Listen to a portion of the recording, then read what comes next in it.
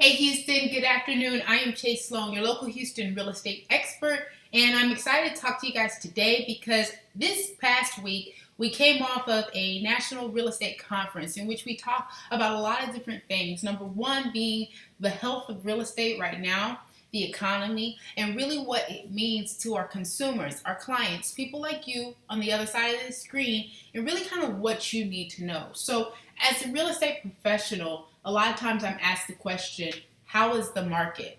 And my answer is always, it's a great market for smart people. And here's why. This is what I want to take you guys through. And I've kind of got some notes to help jot my memory. And I'm going to supplement this also with data so that way you're able to make a wise decision when it comes towards thinking about what's next in the next 6 to 12 months as it relates to your real estate needs. So let's dive in, shall we? Number one, we want to focus on what are the lead measures that we pay attention to when we're talking about real estate. So I've got them listed right here, and I'll just go down the list, right? We have home sales, home prices, the supply of inventory, mortgage rates, and unemployment. So let's start at the very beginning, home sales. Now, I'm going to, like I said, support this with data for you to take a look at. However, if you look at a whole, home sales are starting to tend down.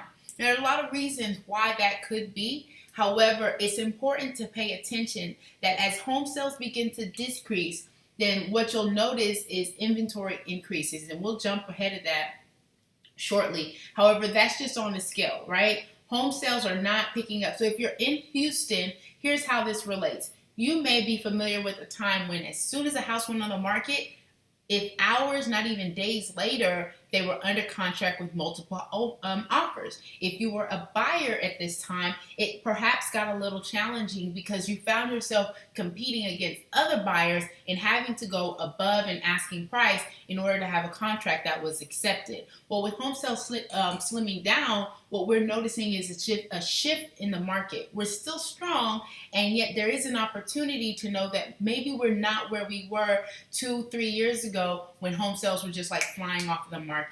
The second thing that we want to look at are home prices. Now, a healthy economy says that home prices increase by about 4% each year. That's what the government's looking at. They want to pay attention to. And we are staying consistent with those trends. In fact, we're averaging about 3.5-4% per year. So it's a good possibility that if you are a homeowner, there is equity in your house. And so here's why that matters. If you look next, we have supply of inventory.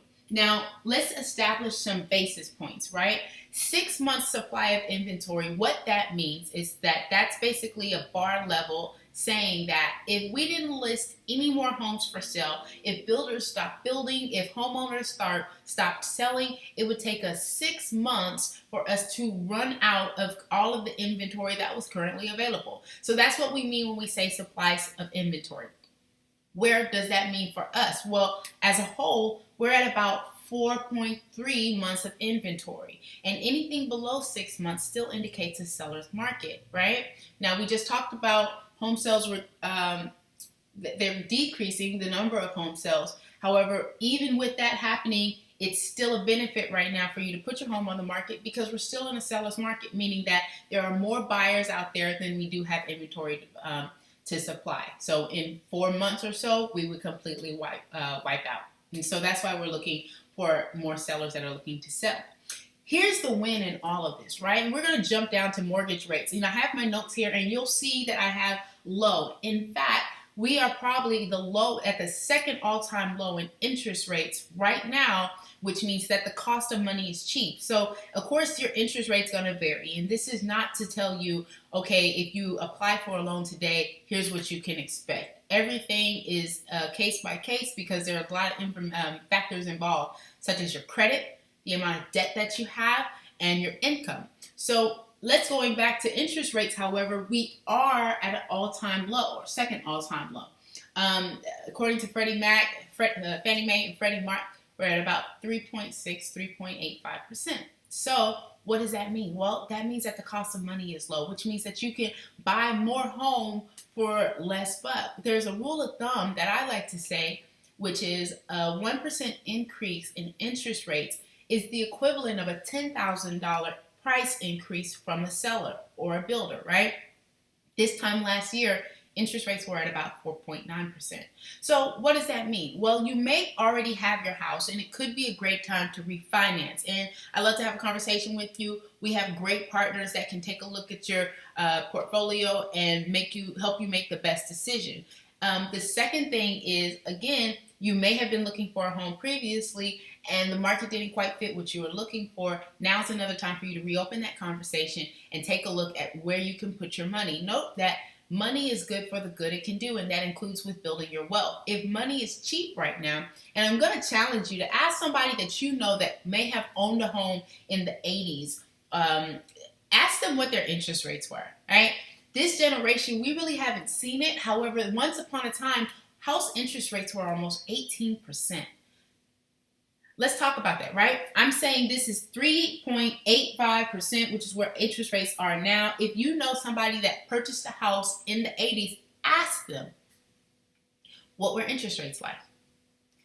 Pretty sure they're going to tell you somewhere over 13%. So let's catch the win in this, right? Let's catch the win with the fact that money is cheap and there's no better investment than real estate, because time over time, it has shown that real estate is a solid investment. If you hold on to it, chances are you're going to be able to build equity out of it and use it as a vehicle to build wealth. The next measure that we look at is unemployment, which is at an all-time low.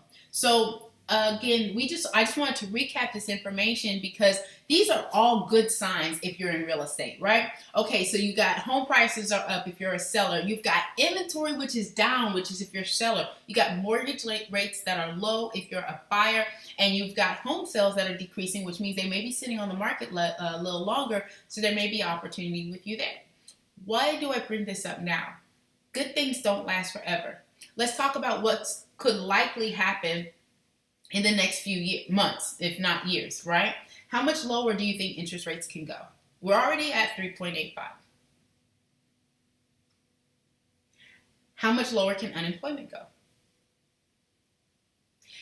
Real estate happens in trends. It's a lot like a cycle, right? What goes up must come down and vice versa. That's why if you pay attention to what's happening, you can't hedge your bet, yet you can make a smart decision. So I say all of this to say, and I'm not really expecting you to be the expert. However, I do want to let you guys know that this is what we look at when we're talking about the real estate market, and while now is a good time for you to buy and sell. We talked about the inventory, the supply of inventory. It's important to know that depending on the market that you're looking at, and when I say that, the difference between perhaps an entry-level buyer or a luxury home, the market's going to be different. For entry-level buyers, it's still very much in demand. And so there's a good opportunity that if you have a first home, you can sell that home, build the equity, and then move up, right? Make a deal on your next purchase, because the higher you go in the price, the longer that you're going to see those homes perhaps sitting on the market or an opportunity to make a great buy.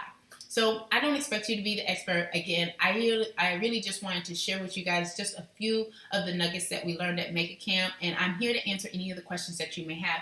My name is Chase Sloan. I'm your local Houston real estate expert, and I can discuss with you your portfolio regardless of whether we're talking about buying, selling, or investing in real estate. I'm here, I'm tangible, and I would love to partner with you on building wealth. Feel free to give me a call, or you can find us online. My handle is the Chasing Real Estate Group on Instagram, Facebook, or wherever else you may be. We look forward to talking to you soon. Thank you guys so much for tuning in. This is a little bit longer than what I thought. However, I appreciate you staying till the end. Have a great day. Goodbye.